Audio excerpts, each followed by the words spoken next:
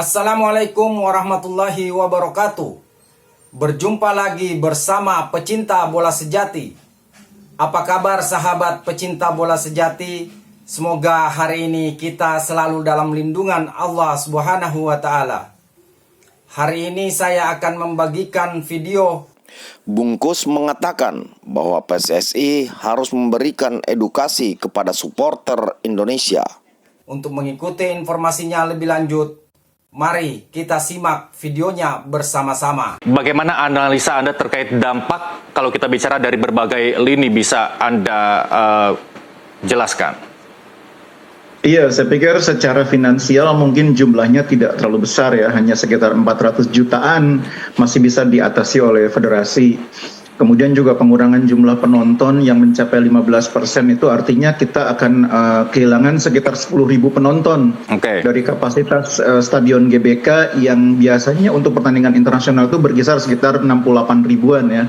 68 sampai 70 ribuan. Memang tidak terlalu besar, tapi sebetulnya yang paling memberatkan dari sanksi FIFA ini adalah image ya. Ini semacam pukulan bagi upaya Indonesia yang saat ini sedang membenahi citra sepak bola Indonesia. Ingat bahwa kita ini sebetulnya masih dalam proses pemantauan FIFA sesudah tragedi Kanjuruhan ya.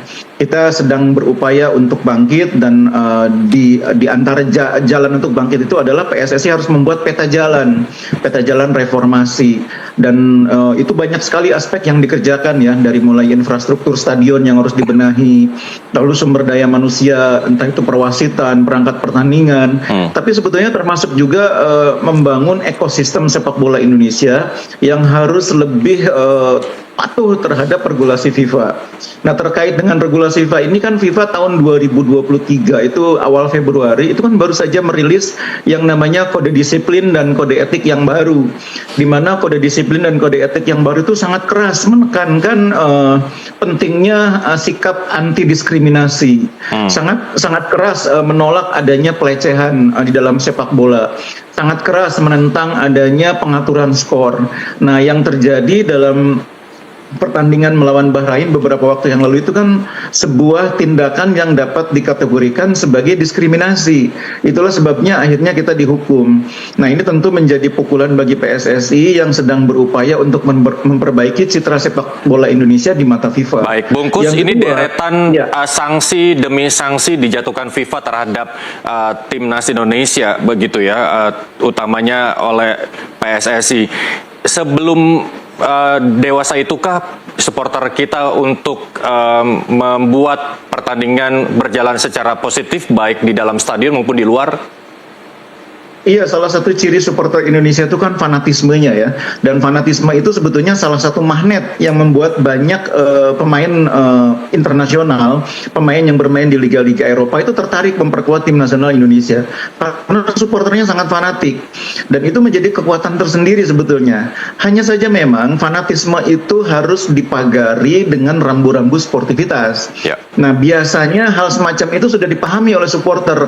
Apa yang boleh dan tidak boleh itu sebetulnya sudah dipahami oleh supporter.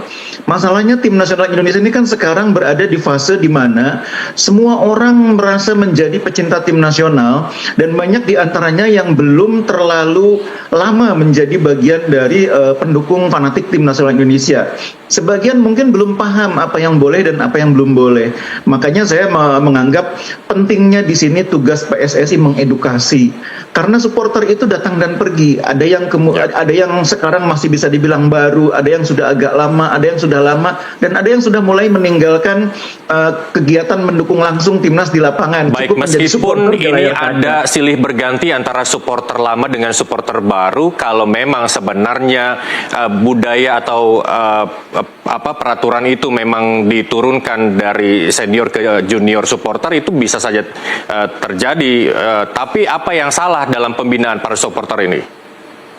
Jadi selama ini saya melihat supporter itu kurang mendapatkan sentuhan tangan dari PSSI ya. Saya melihat PSSI cenderung selama ini membiarkan supporter itu bergerak sendiri, membina dirinya sendiri.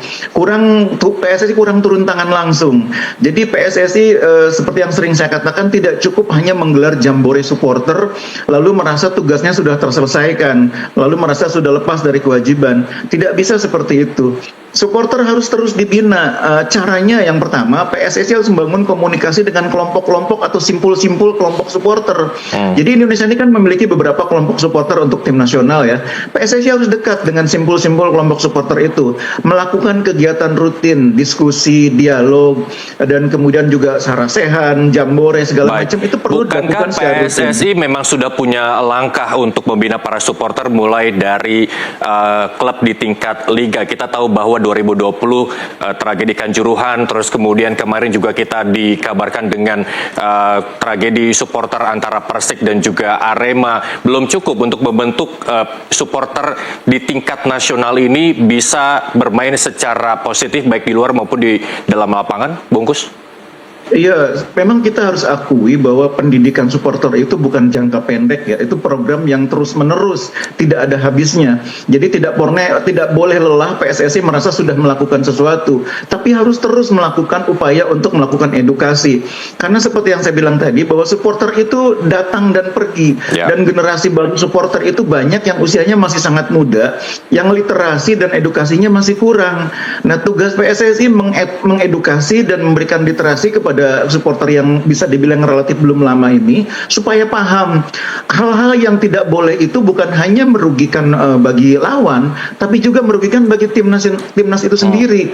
Seperti yang sekarang terjadi, ini yang rugi bukan hanya lawan yang pada saat pertandingan mendapatkan aksi diskriminasi, tapi sekarang giliran kita yang juga dirugikan dengan adanya pengurangan kapasitas stadion, denda berupa uang dan sebagainya. Baik, dengan pengurangan kapasitas 15% ini ada dua opsi. Yang pertama, mengosongkan tribun wilayah selatan dan juga wilayah utara, atau diisi dengan pihak-pihak atau penonton yang menyatakan diri anti diskriminasi. PSSI juga diminta tindakan diskriminasi dan menurut Anda dimulai dari mana kalau kita bicara soal dari hulu ke hilir begitu?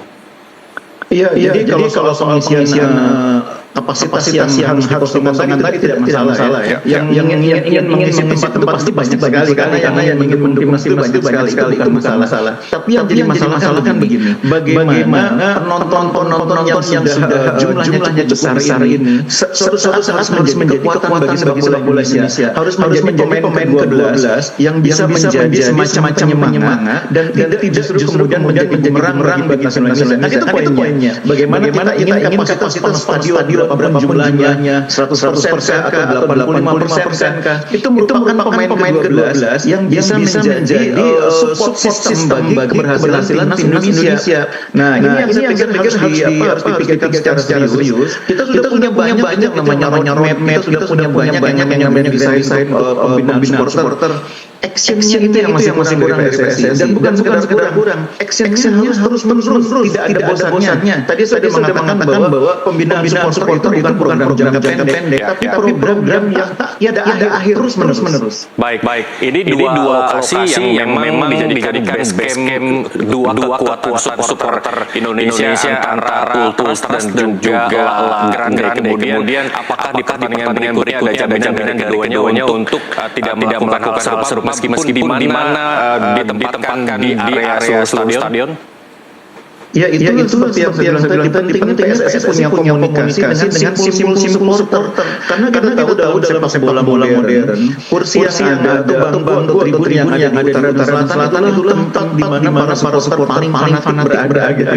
Penonton yang sebenarnya, pecinta sepak bola yang sebenarnya itu umumnya memilih duduk atau tribun utara dan selatan. Kalau penikmat sepak bola keseluruhan itu memilih di VIP atau tribun timur ya. Tapi kalau fanatik yang benar-benar fanatik mendukung itu adanya biasanya di utara selatan. Ini kan aset para penonton yang fanatik ini, yang dimanapun tim bertanding akan berada. Kalau yang di tribun barat mungkin kalau main di Jakarta nonton, begitu pindah ke kota lain belum tentu. Tapi yang tribun utara selatan di mana timnas bermain, mereka akan datang. Ini aset. Jadi jangan kemudian dianggap ya udahlah nggak usah tribun selatan nggak apa-apa, masih ada 8%. Nggak gitu cara berpikirnya. Ini aset yang harus kita rawat, harus kita bina supaya mereka menjadi kekuatan ke-12, pemain ke-12. Baik. Fans fanatik selalu ada di setiap sepak bola di negara manapun. Kalau menurut pemantauan Anda, apakah ada aturan dari negara lain yang sudah berhasil membina supporter sedemikian rupa, tapi belum bisa diterapkan di Indonesia?